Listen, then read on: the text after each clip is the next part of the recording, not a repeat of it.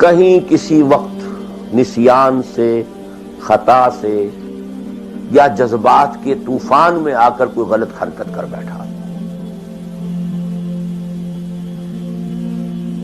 لیکن فوراً توبہ کر لیں، یہ مستثنا ہے۔ میں نے 3 الفاظ کہے، خطا، آپ نہیں سمجھتے تھے کہ جو میں کرنے چلا ہوں یہ ڈس اوبیڈینس ہے، آپ کو پتہ ہی نہیں تھا، خطا ہوگی۔ نسیان، بھول گئے۔ ایک وقت ایسا ہے کہ آدمی کے اوپر غفلت کا ایک پردہ پڑ جاتا ہے۔ حضور خود فرماتے ہیں انہ لیغان علی قلبی وانی لاستغفر اللہ فی کل یوم 70 مرہ، میرے دل پر بھی کبھی کبھی حجاب سا آ جاتا ہے، میں روزانہ 70 مرتبہ استغفار کرتا ہوں۔ تو ہم اپنے حجابات پر حضور کے حجاب کو قیاس نہیں کر سکتے، چہ نسبت خاک را بعالم پاک، وہ کوئی اور شے ہے، یہ کوئی اور شے ہے، لیکن یہ کہ بہر پڑتا تو پڑتا ہے، اس میں کوئی غلط حرکت سرزد ہو گئی۔ یا نمبر 3، جذبات کا کوئی ہیجان تھا جس نے کہ اوور پاور کر دیا، انسان کی قوت ارادی کو معطل کر دیا، کوئی غلط حرکت سرزد ہو گئی، لیکن پھر توبہ فوراً۔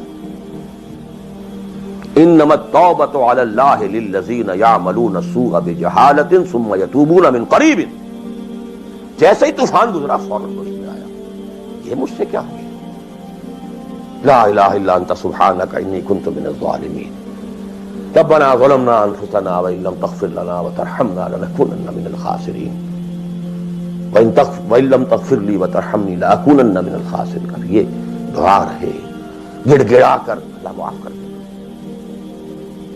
It will be written off, it will be expunged، محو کر دیا جائے، یکفر عنہ سیئات ہی، اس کے معنی یہی ہے۔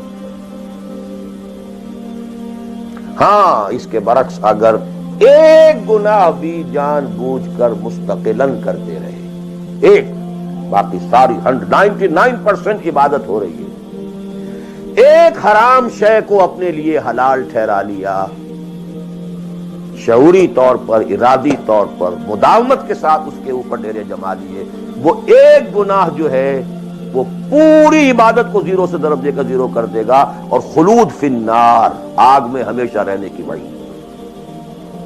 بلا من کسب سیئۃ واحاطت بہ خطیئتہ فاولئک اصحاب النار ھم فیہا خالدون۔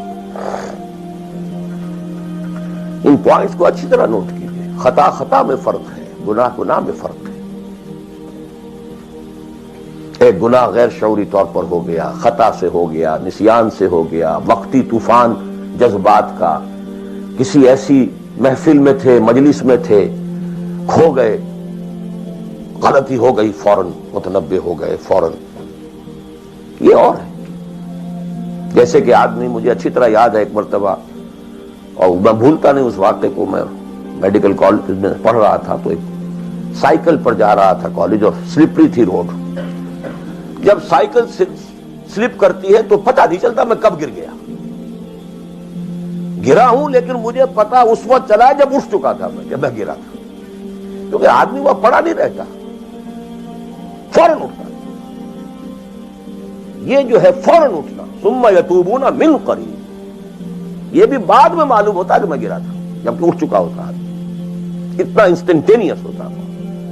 یہ ہے یتوبون من قریب، اور اس کو اللہ نے اپنے ذمے، انما التوبۃ علی اللہ، اللہ کے ذمے ہے یہ کہ وہ ایسے شخص کی توبہ قبول کرے۔ انما التوبۃ علی اللہ للذین یعملون السوء بجہالۃ ثم یتوبون من قریب۔ بہرحال یہ ایک اس کی ضمنی بات تھی کہ اطاعت کلی کے ضمن میں ان دونوں چیزوں کو ذہن میں رکھیے، گناہ کا ہو جانا، کل بنی آدم خطاؤون وخیر الخطائین التوابون، التائب من الذنب کمن لا ذنب لہ، بہت اس میں ہمارے لیے پر امید باتیں کہی گئی۔ اللہ کو اپنے گناہگار بندے کی توبہ سے اتنی ہی خوشی ہوتی ہے